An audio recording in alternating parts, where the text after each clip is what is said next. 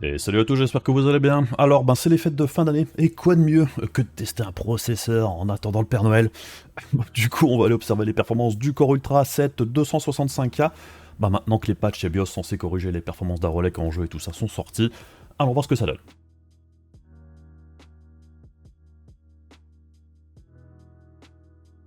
Alors du coup, les Core Ultra 200, après un lancement quand même assez foireux, on peut le dire, c'est vrai que cette série de processeurs-là, il y avait des côtés positifs, il y avait un boost de performance moyen en applicatif, plutôt modéré, une consommation plus maîtrisée qu'avant, et on espère de pas aussi rencontrer les mêmes soucis de dégradation des puces que sur les générations 13 et 14.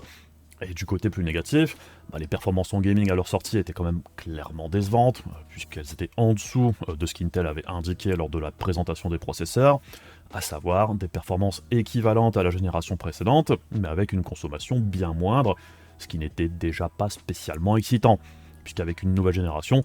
on attend aussi au moins un petit gain de performance. Donc c'est vrai que quand les tests sont sortis et ont montré une régression de 5 à 10% en moyenne en gaming, ça n'a pas franchement enthousiasmé les foules, ce qui est plutôt normal, surtout qu'en plus de ça, on est sur un nouveau socket, avec de nouveaux chipsets qui impliquent le besoin de nouvelles cartes mères, et que les seules cartes mères de dispo pour l'instant, ce sont les plus chères, en chipset Z890, dont on va reparler ensuite, mais c'est sûr que le combo nouveau processeur et carte mère assez chère, avec en plus une nouvelle plateforme au futur incertain et des performances en demi-teinte, qui avait aussi des soucis de jeunesse, alors qu'en face, chez AMD, la plateforme M5 est quand même beaucoup plus éprouvée et plus stable qu'à sa sortie, avec aussi des cartes mères très bon marché et une gamme de processeurs beaucoup plus large avec, selon les gammes, des performances supérieures ou similaires en gaming, et ainsi qu'en appli, et en plus de ça, AMD promet un support de la plateforme jusqu'en 2027, donc fort probablement la future génération en Zen 6, même si ça c'est pas confirmé pour le moment à 100%, mais ça donne déjà plus confiance dans le futur que la nouvelle plateforme d'Intel, sur le moyen long terme on va dire. Et pour moi je trouve que c'est quand même une grosse erreur de la part d'Intel de ne pas confirmer si une autre génération de processeurs arrivera sur le Edge 1851 ou pas. Et en plus de ça, pour enfoncer le clou, le 9800 Extrodé est arrivé quelques semaines après le lancement des Core Ultra, atomisant totalement tous les autres processeurs en gaming, même si oui, son succès commercial a entraîné d'autres problèmes au niveau approvisionnement et prix, mais bon, ça c'est une autre histoire. Du coup, suite à la sortie du 9800 Extrodé, Intel est rapidement rentré en mode damage control, en communiquant sur le fait qu'effectivement, tout ne s'était pas passé comme prévu, on l'avait vu, et que les performances n'étaient pas au niveau attendu, mais que des mises à jour de BIOS, Windows et compagnie arriveraient fin novembre, début décembre, pour améliorer les choses. Et ça a pris un petit peu plus de temps que prévu, puisqu'on a eu un communiqué de presse d'Intel ce 18 décembre, faisant un petit peu le point sur la situation, et grosso modo, les performances plus basses que prévues seraient dues à plusieurs choses, et les coupables seraient un souci de profil de consommation sous Windows, particulièrement sur la 24H2, et la solution, ce serait les dernières mises à jour de Windows. Les soucis au niveau de l'APO qui fonctionnaient pas au moment de la sortie étaient dus aussi à ces histoires de profil d'alimentation. Et pour rappel, l'APO, c'est un petit utilitaire qui est disponible sur le Windows Store qui permet à Intel de créer des profils pour que les jeux dispatchent bien les tâches entre les différents types de corps afin de maximiser les performances, ce qui peut apporter un boost de performance par rapport à laisser le processeur par défaut. Et là aussi, apparemment, les dernières mises à jour de Windows sont censées corriger le tir. Les soucis au niveau des programmes d'anti-cheat sur certains jeux, comme Fortnite par exemple, qui ne fonctionnaient pas depuis la sortie des processeurs, sur les plateformes Arolec, ça serait aussi apparemment réglé avec des nouvelles mises à jour du programme d'anti-cheat. Autre problème, des soucis de réglage par défaut dans les BIOS, des différents fabricants de cartes mères, corrigeables aussi avec les dernières révisions de BIOS. Et enfin, on a les tout derniers BIOS en version 0x114 qui apporteraient aussi des petits gains de performance. Cette mise à jour est prévue pour le mois de janvier. Alors, certains fabricants mettent déjà à disposition ce BIOS en version bêta, et sa disponibilité devrait être plus large à partir du mois de janvier. Du coup, vu que j'avais déjà pris les performances de mon Ultra 7 265K lors de mon test du 9800 Extrodé, déjà à l'époque, j'avais trouvé que les performances n'étaient pas si mauvaises que ça comparé au test Day One, puisque j'avais utilisé à la fois le BIOS 0x113 et les derniers drivers PPM qui corrigent les soucis de profil d'alimentation sous Windows, qui semble être une grande partie du problème en fait. Mais comme Intel avait aussi indiqué que d'autres fixes arriveraient bientôt, je me suis dit autant attendre qu'il soit dispo pour proposer mon test du 265K. Et bonne nouvelle, les BIOS en 0x114 en version bêta sont dispo pour ma carte mère de chez ASRock, donc j'ai refait les tests en gaming, puisqu'en appli, il n'y avait normalement pas de problème. Et on va donc pouvoir voir si les derniers BIOS apportent quelque chose. Et avant d'aller voir ça, alors petit rappel rapide en ce qui concerne Arolec, l'architecture de ces Core Ultra 200, Alors c'est une toute nouvelle approche pour Intel ici, là où auparavant les processeurs grand public étaient sur base de puces monolithiques, donc en un seul bloc. Intel a choisi maintenant de s'orienter vers une approche en multi-chip, un petit peu à l'instar des chiplets d'AMD, qu'Intel nomme tuiles. Et c'est un petit peu plus complexe que chez AMD, puisque comme on peut le voir sur le schéma ici, sur un Core Ultra 200, il y a tellement de tuiles qu'on peut commencer à faire une toiture, puisqu'on a une tuile de base sur laquelle sont posées les autres puces, où on retrouve donc une tuile pour les corps, une tuile avec l'IO, une tuile pour le SoC, et encore une autre tuile pour le GPU intégré, ainsi qu'une tuile vide qui sert grosso modo de bouche-trou pour avoir une structure complète. Donc, on a plus de puces différentes que sur les Ryzen, où on retrouve grosso modo juste le fabrique et un ou deux CCD, donc les complexes avec les corps, ainsi que l'IO die. L'avantage de procéder de la sorte, c'est que pour Intel, ça leur permet d'utiliser pour chaque tuile des procédés de fabrication différents et d'utiliser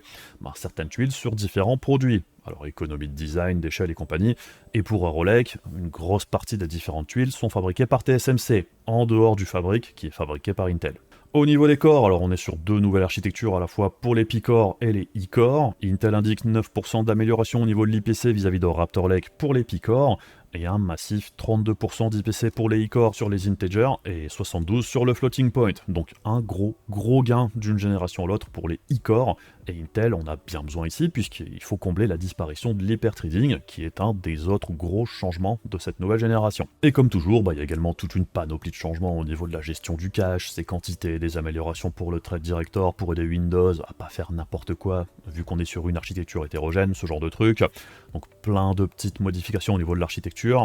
Autre point intéressant, la partie graphique intégrée qui passe ici sur l'architecture ARC, rien qui permette de jouer, je dirais, à des jeux en dehors de titres vraiment très légers, mais ça donne accès à la partie média et encodeur de ARC qui est plutôt bonne, avec un encodage matériel possible ici par le processeur du coup,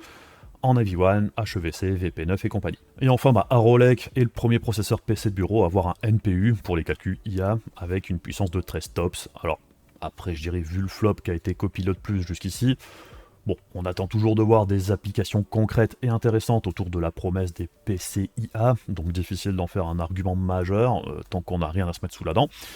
Mais on verra bien dans le futur si ça finit par servir à quelque chose pour le grand public ou pas. On a également des changements au niveau du contrôleur mémoire qui permet maintenant d'obtenir de la DDR5 à haut taux de transfert plus facilement qu'avant, même si comme toujours, l'overclocking de la RAM, il y a un côté aléatoire. Et il y a aussi la prise en charge de la DDR5 QDIM qui possède un clock driver sur les barrettes elles-mêmes qui permet normalement de mieux tenir les hauts taux de transfert. Mais bon, que vous ayez un kit de DDR5 classique ou en QDIM, à même taux de transfert, ça change rien du tout au niveau des performances. Et tout ce qui ressort des différents tests qu'on a vus avec le scaling de la DDR5, bon apparemment la DDR5 7200 classique semble être la plus simple à faire tenir sur la plateforme, sans coûter un prix délirant comme de la QDIM, et niveau performance, ça fait quasiment aussi bien que de la 8200, donc comme souvent, ne gaspillez pas votre argent dans de la DDR5 trop coûteuse, à part si le tuning de la RAM, c'est votre passe-temps favori.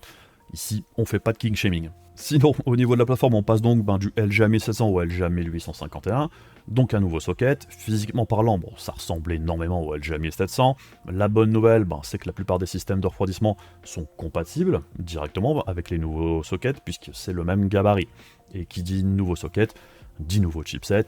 Pour le moment, alors il n'y a que le Z890 de disponible, mais les cartes mères en B860 devraient faire leur apparition à partir de janvier-février, vu qu'Intel devrait lancer les processeurs non-K sur cette période-là.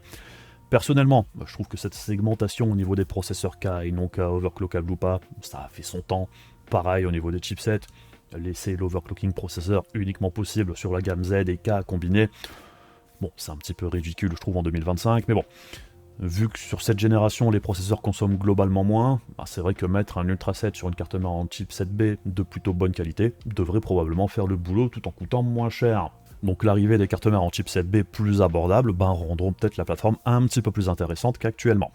Sinon, la plus grande évolution au niveau des chipsets vis-à-vis du Z790, c'est le passage de 20 à 24 lignes PCI Express 4.0. On a aussi 16 lignes PCI Express 5.0 pour le GPU et jusque 4 lignes PCI Express 5.0 pour le SSD.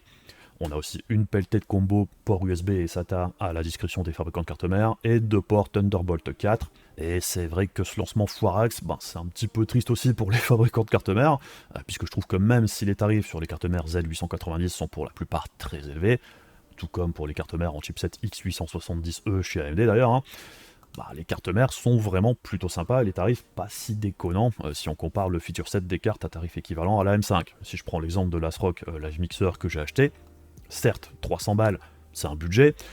mais elle est plutôt bien fournie. Et pour un créateur de contenu ou un streamer avec masse de périphériques, on a 14 ports USB à l'arrière, dont 2 Thunderbolt 4, et 23 USB possibles au total pour la carte mère, un port SPDIF, le Wi-Fi 7, un port Ethernet 2.5G, l'étage d'Alim est plutôt bien fourni, un port M2 PCI Express 5.0 et 3 ports M2 Gen 4, 4 ports SATA et 2 ports PCI Express 16X pour des cartes filles. Bien évidemment, si vous les utilisez, ça réduira, je dirais, le nombre de PC Express disponibles pour la carte graphique. Et au niveau du look, il y a une ligne de RGB sous le GPU qui rend plutôt pas mal. Et au niveau installation des SSD et compagnie, il n'y a pas besoin de tournevis, tout est prévu pour une installation sans outils.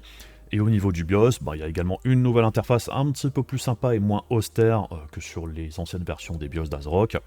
Je dirais que le seul petit reproche que je ferais à cette carte mère, c'est qu'il n'y a pas de système pour débloquer la carte graphique autre que le petit loquet du port PC Express.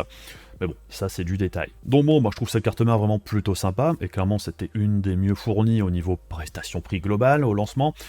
Et c'est moins clivant au niveau du look que les anciennes Live Mixer, c'est un style particulier. Et même au niveau des autres fabricants, j'ai vu des cartes mères qui me paraissaient plutôt sympas, mais vu le four que fait Arolec jusqu'ici, ça doit quand même être assez compliqué au niveau des ventes sur cette plateforme pour le moment. Sinon, mon combo processeur, carte mère, tient le XMP de mon kit de 32Go DDR5 Patriot Viper 8000 mégatransfert en KS38, qui ne coûte que 150 € sur Amazon. Et c'est le cas depuis plusieurs semaines maintenant, voire même plusieurs mois. Aucune idée de pourquoi ils les vendent à un prix si bas, je dirais, comparé aux concurrents, mais rien à redire pour moi ici au niveau des performances. Il y a d'ailleurs d'autres profils XMP pour les processeurs et cartes mères qui ne tiennent pas le 8000 mégatransfert. Donc plutôt content, j'irai des barrettes de RAM et aussi du combo dans l'ensemble. Et le processeur du jour, donc c'est le Core Ultra 7 265K, 8 gros corps, 12 petits corps pour un total de 20 threads, vu que plus d'hyperthreading, des fréquences de 5.5 GHz en boost, 250 watts de conso au maximum, et concrètement, tout comme sur la génération précédente, la seule grosse différence vis-à-vis du Core Ultra 9, c'est le nombre de petits corps, vu que le 285K a 8 gros corps et 16 petits corps, et également des fréquences légèrement plus élevées. A noter que le 285K se trouve pas vraiment facilement en stock, et les prix sont très élevés, donc je pense pas que ce soit un problème de demande très forte, comme pour le 9800 qui se trouve actuellement, donc la pro est très faible apparemment sur le 285K, mais bon, si vous regardez en France ou en Europe, celui-ci tourne souvent à plus de 700 €, là où le 265K est plus souvent autour des 450, et il était même en promo pendant le mois de novembre à 416 chez PC Componentes, où je l'ai acheté d'ailleurs, donc pour moi, je dirais c'est comme sur la Gen 14, vu l'écart de prix entre le 265K et le 285K, c'est quand même difficile de justifier 300 € d'écart pour le 285K, surtout en gaming. En appli, ça reste toujours très cher payé, mais pour certains, ça peut peut-être se justifier, mais bon, malgré tout, 300 balles d'écart, c'est le prix de la carte mère ici. Mais bon, allons voir ce que ça donne du côté des performances. On débute avec l'applicatif et Blender Open Data 4.2 ici, et on note que le 265K arrive à plus ou moins égalité avec le 14700K. Donc sur cette tâche-là, il n'y a pas vraiment de gain par rapport à l'ancienne génération ici. Pour Cinebench, on note 9% sur le single thread, 6 en multithread. Bon là aussi, petit gain d'une génération à l'autre sympathique, mais rien d'incroyable non plus. Pour NVREC, donc de l'encodage par processeur,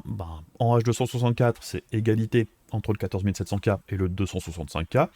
donc c'est un plutôt bon score, mais pas vraiment d'évolution sur la génération précédente. En H265, le 265K fait 11% moins bien que le 14700K, et ça fait jamais plaisir de voir une régression des performances, donc bon, pas génial ici. Et en EV1, par contre, c'est l'inverse, 11% de mieux pour le 265K, donc bon, si on fait la moyenne des trois au niveau des encodeurs, on arriverait sur une égalité entre le 265K et le 14700K, et on note aussi une excellente performance du 9800X3D en EV1 ici, qui arrive quasiment au même niveau que le 14700K. Et enfin, le dernier test révolutionnaire sur la compilation de shaders sur The Last of Us Part 1, le 265K arrive ici en tête, avec 13% de performance en plus du coup par rapport au 14700K, donc plutôt belle performance sur ce test-là. Donc en appli, que ce soit ici ou sur d'autres views, c'est un petit peu du cas par cas. Parfois il y a des gains sympathiques vis-à-vis du 14700K, parfois non. Et si c'est pour bosser, je vous invite quand même à bien vous renseigner selon les programmes que vous utilisez pour voir si c'est avantageux ou pas. On passe sur le gaming maintenant avec Assetto Corsa Competition, et bon, c'est un jeu où les corps ultras sont pas particulièrement à la fête. Le 14700K fait 15% de mieux ici, et le 265K finit même derrière le 13600K. Et si on compare avec le 9800 Extra-D, bon, on est très loin derrière. Malgré tout, on est sur 246 FPS de moyenne, ça reste jouable, hein. Il n'y a pas de problème majeur. Et si on compare l'ancien et le nouveau BIOS ici, bon, on a un tout petit gain, on est à la limite sur la marge d'erreur, mais qui était constant, donc petite amélioration malgré tout. Pour Baldur's Gate 3, alors, le 265K arrive ici au même niveau que le 14700K, ce qui est respectable, et il fait mieux sur les 1%. Et avec le dernier BIOS, il progresse ici aussi très légèrement, mais bon, oui, les processeurs X3D sur plateforme AM5 restent totalement intouchables ici. On passe sur Counter-Strike 2, alors ici le 265K se place en milieu de tableau, c'est pas trop mal, et le dernier BIOS apporte un petit boost au niveau des 1%, qui est toujours bon à prendre sur ce type de jeu, et bon, oui, on reste ici aussi très loin derrière les X3D sur plateforme AM5. Sur Black Ops 6, alors les Ryzen au global sont plutôt à la fête, et le 265K arrive maintenant assez proche du 14700K sur la moyenne, avec le dernier BIOS, et il passe un cran au-dessus au niveau des 1%, donc c'est plutôt pas mal, et petit boost qui fait plaisir vis-à-vis de l'ancien BIOS. Pour Cyberpunk 2077, alors, on voit un gros gain avec le dernier BIOS, mais c'est à relativiser puisqu'il y a eu un patch du jeu il y a quelques jours qui augmente les performances des corps ultra sur le titre. Et j'avoue, c'est terrible, j'ai pas refait le test sur l'ancien BIOS avec le dernier patch. Bon, je mérite la flagellation, c'est totalement inacceptable. Mais bon, oui, du coup, entre le patch et les différents boosts, le 265K s'en sort vraiment plutôt bien maintenant, puisqu'il arrive un cran au-dessus du 14700K, et on est en 3ème position derrière les X3D plateforme M5, dommage que ce soit pas comme ça dans plus de jeux. Pour Dragon's Dogma 2, alors les processeurs Intel ont toujours été bons sur ce jeu-là, et c'est toujours le cas à l'heure actuelle, et le 265K avec le dernier BIOS finit maintenant un poil au-dessus du 14700K, et globalement, le 9800 X3D fait pas vraiment beaucoup mieux au niveau des 1%. Final Fantasy XIV par contre, alors là, petite régression avec le dernier BIOS, rien de dramatique, mais surprenant malgré tout, et on reste du coup sous le 13600K ici. Sur Hogwarts Legacy, là aussi petite baisse avec le dernier BIOS, mais rien de vraiment très significatif. Le 265K reste malgré tout comparable au 14700K sur les 1%, donc c'est pas si mal, en dehors du 9800 X3D qui fait cavalier seul ici. Flight Simulator 2020, qui sera remplacé à terme par le 2024 dans les tests processeurs, aucun gain avec le dernier BIOS ici, et le 265K est toujours dans les mêmes eaux que le 14700 et 13600K, et ouais, le 9800 X3D écrase tout le monde ici. Pour Ratchet Clank, ici aussi, petite baisse avec le dernier BIOS, et du coup, toujours un petit peu derrière le 14700K, qui se défend toujours plutôt bien ici.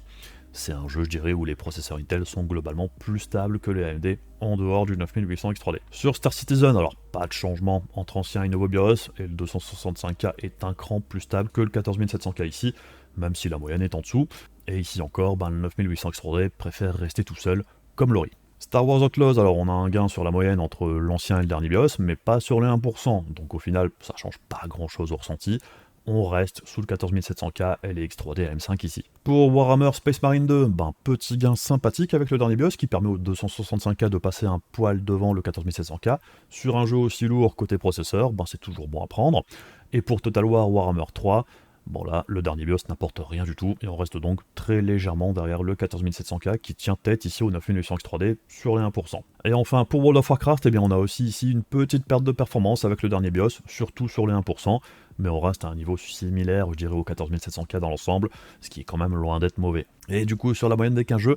on peut sortir le champagne. Le 265K arrive maintenant à parité avec le 14700K grâce au dernier BIOS. C'est mission accomplie pour Intel. Bon, on était déjà pas très loin avant le dernier BIOS, mais on voit qu'on a grappillé les quelques miettes qui manquaient ici. Même si le gain du dernier BIOS lui-même est assez aléatoire au final. Parfois c'est un peu en dessous, parfois un petit peu au-dessus, et je pense que le gain sur la moyenne vient en grande partie du patch de Cyberpunk, et le gain plutôt sympathique sur Space Marine 2 aussi, puisqu'en dehors de ça, on est plus souvent au niveau de la marge d'erreur qu'autre chose entre les deux BIOS. Mais bon, tout gain est bon à prendre, et le résultat final est pas si mauvais que ça. En dehors, je dirais, des Ryzen X3D sur plateforme M5, ça s'en sort pas si mal que ça.